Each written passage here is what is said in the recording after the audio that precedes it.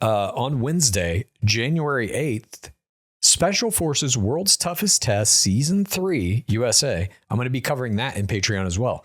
Now, let's just break this down, what we've got going on here. Why Special Forces is important to Bachelor Nation. Season 1 was won by Hannah Brown and another co-champion who I believe was an Olympian. Season 2 was won by an Olympian, not but tri-champion, triple champion, however you want to call that. The whole problem with this whole show, no, the amount of winners it's not, is... though. Because the show it's a test of your own psychological fortitude. Mm-hmm. Can you push yourself through these grueling acts of torture, physical, psychological, mental, emotional, all of it? Can you get through it is really the question.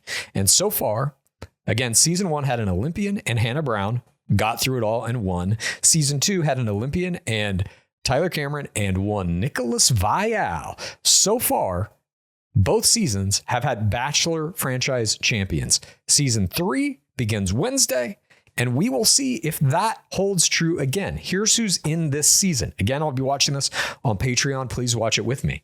We've got Nathan Adrian, professional swimmer and 5-time Olympic medalist. So there's your Olympian. We've got Stephen Baldwin, a Baldwin brother actor. He is the father of Haley Baldwin. I predict usually the actors, they ain't long for this game. No offense to the actors. Haley Baldwin's father. Yeah, I don't think he's going to do well either. We have Alana Blanchard, who is a pro surfer and a model. Maybe pro surfing could come in handy. That's an athletic type thing that might give her some endurance, some ability to do the horrible operate in the challenge. water. Oh, that too. Yeah. Landon Donovan, massive, gigantic pro soccer player and a coach. I don't think he's going to do good. I don't know. How old is Landon Donovan? I feel like he's too, is a factor in this too. Yeah, there's just something when they're so successful that I'm just like, Yeah, there's a piece of this that is a proving it to yourself. Yeah. And I think, again, it really is about like the psychological fortitude. Can you push yourself through these pain points, emotional distress points? Can you do these things? And Bachelor players, I think, are uniquely qualified to do it because they have been put through the crucible of the Bachelor system, which forces you, especially if you're a lead. And so far, all 3 Bachelor champions, or no, only 2 of the 3 have been leads. Tyler Cameron, though, might as well have been. These are people who, and also Tyler Cameron was like a college football player, and he's not that far from that time, so he's still in very good physical shape.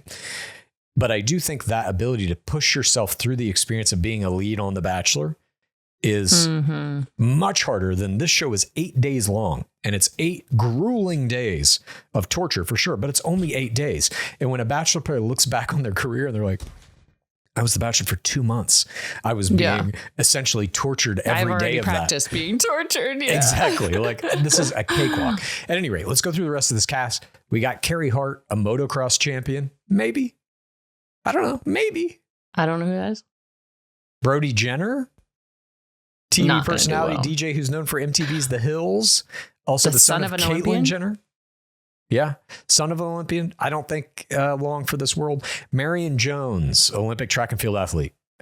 I mean, yes, I feel like this is has a very good shot of making it all the way to the end. Then you have to have mental toughness to be an Olympian. Absolutely. I've been told. Yeah. Well, Olympics is very similar to Bachelor in that it is this protracted, elongated process of mental pushing, because it's not just, yes, whatever your event is, you go out there on the floor for a minute or whatever and you do your thing, but it's the training up to that point is literally a lifetime of preparing, eating right, doing all the kind of the mental things and that attitude of like a champion. I will push myself harder than anyone. That applies in Olympics. It doesn't necessarily apply in other pro sports, which we look at. Cam Newton is a former NFL Marlena quarterback. Wesh, Dale Denton. We've got some Olympians. Well, Dale didn't get in the show. Marlena Wesh was an Olympian, right? Who was the other one? I said Dale Denton from the guy who was almost the Bachelor in season 3. volleyball player. Oh, right. But we also have Cam Newton in this season, who was a huge NFL player. But again, those NFL guys are like, you go out there on Sunday and you play your 3 hours. Then you have a week to get personal trainers and the medical people look you over, get massages and all this kind of stuff. I don't think they don't train all day, every day. Hell no. Football, you can't. After you play an NFL game, your body is wrecked. You got to spend a whole week recovering. They'll do like some light practice and stuff, but I don't know. I don't know if he's going to do it. We then have Kayla Nicole as a sports journalist, model, and influencer. I don't know. Kyla Pratt is an actor and musician who was the voice of Penn in the Proud Family. You know this one? Me either. But I know the next one. Denise Richards, an actress and reality TV star on Real Housewives of Beverly Hills. I think I first saw her in Starship Troopers circa 1993 or something like that. Now, I've read a little bit about what happens to Denise Richards in this season. I can only tell you ain't going to want to miss that. I don't know when it happens, what episode, but it is absolutely insane. And I have to imagine. You watched it? I will watch the clip. Oh, I was like, I don't think they have the clip out yet, but I can only imagine what happens to her is the end of her time in the show. I can only imagine she must be immediately relieved of her Unless duties. She's the toughest warrior of them all. She just hides it. I don't think so. Anyway, but I don't think so. Just based on her performance in Real Housewives of Beverly Hills, as soon as she was questioned on anything, she's running away. She's quitting the show. So I don't think she has the staying power to, regardless of the incident that happens. But I will say psychologically, she seems very tough to me. To have to have lived through a Charlie Sheen marriage seems like that in itself is enough to maybe make you win this game. Her partner is into like some sort of thing you put on your brain that's like scanning like demons and stuff. There's like, I'm listening. I don't know. I'm not explaining it correctly, obviously, but I'm gonna have a demon brain scan. There's a lot going on there, I think. Well, we also have Christy Carlson Romano, a former Disney star. We have Golden Tate, a former NFL wide receiver. We have Jordan Weber, an Olympic gymnastics gold medalist. Maybe there's some juice there. And then we have 2 Bachelor players, very important ones. Bachelorette Ali Mano Fedotowsky and Bachelorette and the golden godmother of the whole franchise, Trista Sutter. I don't know about Ali Fedotowsky. Trista, I think can do this. I think Trista 100%. Is going to dominate this season, honestly, for a variety of reasons. The main one being not only she's mother. She's a mother? She is mother. Oh, she is mother? Bachelor Nation. Sure. The kids are saying stuff like that. Yeah. I mean, she has gotten more out of the franchise maybe than any other player in terms of lasting power, staying power. She's been a part of the franchise since really the beginning of it.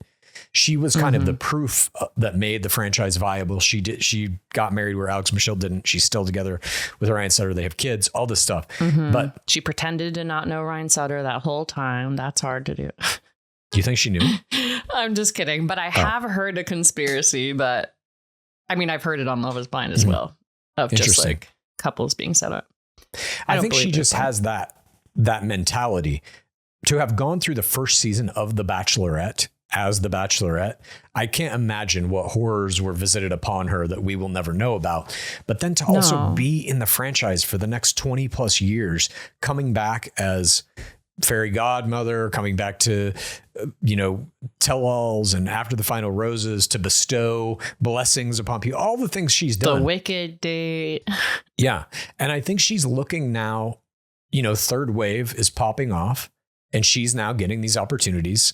Who knows if she might wind up on Traders or something like that. But I think maybe more than anybody else who's going to be on this show, she is going to realize this is a chance for her to expand her reality TV legacy. If she does well here, it means these other shows might start lining up. And I think for her, that will provide enough drive to get through the whole thing. I'm not going to watch a show. I don't like watching people being tortured. That's why I don't watch football either. Just kidding. Oh, I've seen it. But that trailer of Trista with the voiceover of her talking about going into this was almost enough to make me watch the show. It was like, I was like, oh, she must win. Because it was just like, oh, she has like this gravitas, and you're like, physically, you don't think someone who is like, you know, small or older can do it. But it's like, if that's how the show works, anyone can win. You don't have to be an Olympian. You just have to endure. Yeah. And I don't know what the challenges are going to be for this season. I know in season 2, they had a challenge where they made people literally fist fight each other. Nick Viall and Tom Sandoval were punching each other in the face in that one. They may have this kind of close combat type scenario again. I think she'll demolish whoever it may be her against Ali Fedotowsky. I don't know. Oh my God. Well, it definitely feels like she would win punching Ali. I don't know. Like, Ali Fedotowsky is a great player too. Like, Absolutely. Don't forget. And she is also doing the rounds right now. I saw a clip of her on a podcast where she's coming for Ellen DeGeneres, which was great. God, perfect. That's hilarious. That's who they need to get. She went on her show and she was not friendly. They need to get Ellen DeGeneres on this Special Forces. All right, so that's going to be popping off starting on Wednesday on Fox. I'm going to be covering it again in Clues Corner. Please join me if you're interested in that. Is it like the show Help, I'm a Celebrity, Get Me Out of Here? No. Okay. That one, it's more like a Survivor type thing. They drop them in the middle of the forest and they're like, figure it out.